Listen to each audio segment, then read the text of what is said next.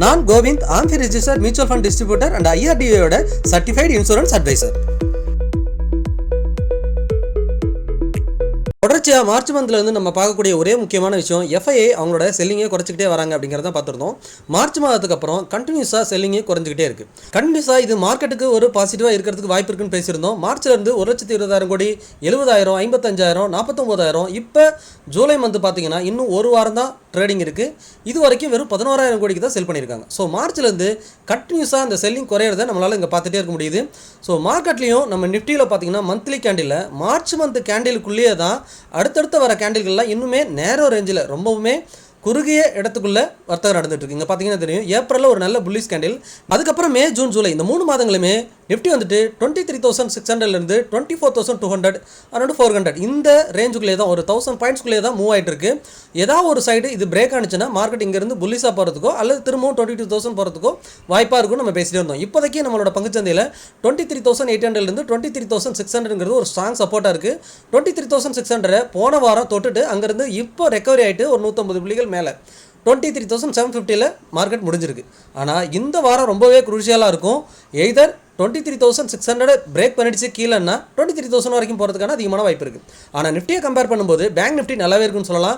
Bank Nifty இந்த March மந்தோட candle பாருங்கள், ஏப்ரலில் ஒரு நல்ல புல்லிஸ், மே மந்த்து ஒரு சின்ன கேண்டில் ரெட் கேண்டில், அதுக்கப்புறம் ஜூன் மாதத்தில் நல்ல ஒரு புல்லிஸ், இப்போ ஜூலையில் பார்த்தீங்கன்னா இந்த 57,000 and 56,000 இந்த ரேஞ்சுக்குள்ளே தான் இருக்குது. பெரிய செல்லிங் அப்படின்னு எதுவும் கிடையாது. இதை நம்ம வீக்லிலேயோ ஆர் டே சார்ட்லேயே வச்சு பார்த்தோன்னா ஒரு ரேஞ்ச் பவுண்டுக்கு அப்புறம் திரும்பவும் பிரேக் அவுட் நடக்கிறது பேங்க் நிஃப்டியில் நம்ம பார்க்க முடியுது. இங்கே பார்த்தீங்கன்னா தெரியும், மார்ச் மந்த் அந்த பெரிய டவுனுக்கு அப்புறம் இங்கே டே சார்ட்டில் கன்வெர்ட் பண்ணி காட்டுறேன் பாருங்கள். இந்த டவுன் பெரிய டவுனுக்கு அப்புறம் ஒரு சின்ன சைட்வேஸ் இங்கே பார்த்தீங்கன்னா இந்த சைட்வேஸை முடிச்சுட்டு அகைன் பிரேக் அவுட் ஆகிட்டு மேலே போயிருக்கும். இப்போ அந்த சின்ன ஒரு சைட்வேஸ் போயிட்டுருக்கு. ஏதோ நம்ம சொன்ன மாதிரி இந்த 57,500 ஒரு ஸ்ட்ராங் சப்போர்ட் இருந்துச்சு, அதை பிரேக் பண்ணியிருக்கு. இருந்தாலுமே இந்த பேட்டர்னோட பாட்டமில் சப்போர்ட் எடுக்குது. ஸோ அடுத்த வாரம் ரொம்பவே குரூஷியலாக இருக்கும். நிஃப்டியை பொறுத்த வரைக்கும் இந்த 26,300 ஒரு ஸ்ட்ராங் சப்போர்ட் லெவல். அந்த லெவலுக்கு கீழே போச்சு அடுத்த வாரம்னா கட்டாயமாக 23,000 வரைக்கும் போகிறதுக்கான வாய்ப்பாக அமைஞ்சிரும். ஏன்னா கடந்த 4 வாரங்களோட லோவை பிரேக் பண்ணியிருக்கு. இந்த 23,600 இருக்குது இதுக்கு முன்னாடி வந்த ஒரு கேப் அப்பான இடம், அந்த கேப்பை இப்போ ஃபில் பண்ணியிருக்குன்னு சொல்லலாம். டாப்பில் 24,400 24,600 ஒரு ஸ்ட்ராங் ரெசிஸ்டன்ஸாக இருக்குது. கீழே 23,600, டாப்பில் 24,600. இது எந்த சைடு பிரேக் ஆகுதோ அந்த சைடு அடுத்து ஒரு 500-1000 புள்ளிகள் போகிறதுக்கு வாய்ப்பு அமைஞ்சிரும். போன வாரம் புல்லிஸ்ன்னு பார்த்தீங்கன்னா auto sector higher high formation, அதாவது போன வாரத்துக்கு மேலேயே க்ளோஸ் வச்சிருக்காங்க. ஒரு நல்ல க்ரீன் கேண்டில் பிரிண்ட் ஆகிருக்கு. தொடர்ந்து இதை வாட்ச் பண்ணலாம். PSU பேங்க் இண்டெக்ஸை பொறுத்த வரைக்கும் பெரிய மூவ்மெண்ட் இருந்தாலுமே டோஜி பேட்டர்னில் தான் இருக்குது. கண்டினியூஸாக 8,000 இடத்த சப்போர்ட் எடுத்துகிட்டு இருக்குது. இதை பிரேக் பண்ணாத வரைக்கும் எப்போ வேணால் அந்த 9,000 ரேஞ்சை பிரேக் பண்ணிச்சுன்னா ஒரு சூப்பரான புல்லிஸ் போகிறதுக்கான வாய்ப்பு இருக்குது. தொடர்ந்து வாட்ச் பண்ணலாம். அதை தொடர்ந்து FMCG செக்டாரும் ஒரு பாசிட்டிவில் முடிச்சிருக்காங்க. நம்ம தொடர்ச்சியாக பேசிகிட்டு இருக்கோம்.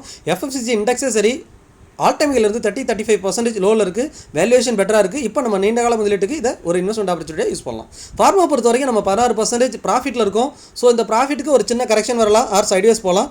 இப்போதைக்கு பெரிய கரெக்ஷன் வந்துச்சுன்னா நம்ம இன்வெஸ்ட்மெண்ட்டுக்கு யூஸ் பண்ணலாம். அது வரைக்கும் நம்ம ஹோல்ட் பண்ணிக்கலாம். ஃபைனலாக FMCG, auto, PSU bank, banking இந்த செக்டார்லாம் கண்டினியூஸாக வாட்ச் பண்ணலாம். இதெல்லாமே ஒரு சப்போர்ட் எடுத்து திரும்ப பிரேக் அவுட் ஆகிறதுக்கு ரெடியாக இருக்குது அப்படிங்கிற மாதிரி நான் பார்க்குறேன். பேங்கிங் செக்டார் பொறுத்த வரைக்கும் அந்த அளவுக்கு ஃபாலோ ஆகிறதுக்கு காரணம் என்னென்னா ஒரே ஒரு பேங்க் HDFC பேங்கோட ரிசல்ட்டு ஒரு சுமாராக இருந்ததுன்னு போன வாரம் பேசியிருந்தோம்.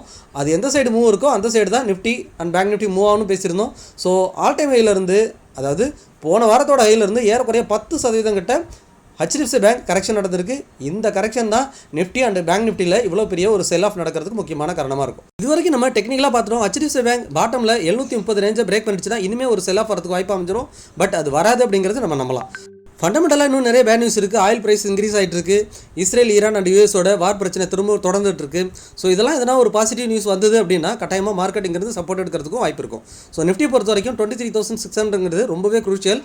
ஆனால் இங்கே ஒரு வாரம் தான் இருக்குது இந்த மந்தோட க்ளோசிங் வரதுக்கு. FII 11,000 கோடி தான் இது வரைக்கும் செல் பண்ணியிருக்காங்க. திரும்ப இந்த வாரத்தில் எதனா பையிங் ரேஞ்ச் வந்துட்டாங்கன்னா மார்க்கெட்டுங்கிறது ஒரு சூப்பரான ரேலி நடக்கிறதுக்கு வாய்ப்பு இருக்குது. வெயிட் பண்ணி பார்க்கலாம். பட் இப்போதைக்கு மார்க்கெட் சப்போர்ட் எடுத்திருக்கு. அந்த 23,600 இங்கே பார்த்தீங்கன்னா தெரியும். இதுக்கு முன்னாடி ஒரு கேப் அப் நடந்ததோட கேப் ஃபில்லிங், அந்த கேப் ஃபில்லிங் கம்ப்ளீட் ஆகிடுச்சு லாஸ்ட் வீக். இதுக்கப்புறமும் இதை பிரேக் பண்ணுது அப்படின்னா கட்டாயமாக மார்க்கெட் இங்கேருந்து 23,000 இன்னும் ஒரு 500-600 புள்ளிகள் விழறதுக்கு வாய்ப்பு அமையும். பட் அப்படி இல்லை அப்படின்னா கட்டாயமாக இங்கேருந்து நிஃப்டியும் சரி பேங்க் நிஃப்டியும் சரி அந்த சேனலோட பாட்டம் எடுத்துருக்கிறதுனால இங்கேருந்து சப்போர்ட் எடுக்குமோ அப்படிங்கிறது நம்ம வெயிட் பண்ணி பார்க்கலாம். எதுவாக இருந்தாலும் நம்ம நிஃப்டி 23,000 or 22,000 வந்ததுன்னா அகைன் ஒரு இன்வெஸ்ட்மெண்ட் ஆப்பர்ச்சுனிட்டி தான். ஃபைனலாக அடுத்த வாரத்தில் நம்ம பார்க்க வேண்டிய செக்டார்னு பார்த்தீங்கன்னா FMCG, auto, BSc bank, banking. இந்த செக்டார்லாம் கண்டினியூஸாக வாட்ச் பண்ணுங்கள். இந்த செக்டாரில் எதுனா திரும்ப ரிவர்சல் நடந்துச்சுன்னா கட்டாயமாக ஒரு சூப்பரான ரேலி வரதுக்கான வாய்ப்பாக அமைஞ்சிடும். ஒரு வேளை பிரேக் அவுட் நடக்குது, மார்க்கெட் கீழ் நோக்கி போகுதுன்னா ஒரு இன்வெஸ்ட்மெண்ட் ஆப்பர்ச்சுனிட்டியாக யூஸ் பண்ணலாம். முக்கியமாக கடந்த வாரம் வெள்ளிக்கிழமையோட லோவை நம்ம மார்க்கெட் உடைக்கக்கூடாது. அதை மட்டும் நம்ம முக்கியமாக வாட்ச் பண்ணி பார்ப்போம். நீங்கள் முதலீடு செய்வதற்கு முன்னாடி ஒரு ஃபினான்ஷியல் அட்வைசரோட சப்போர்ட் எடுத்துக்கிறது ரொம்பவே சிறந்தது.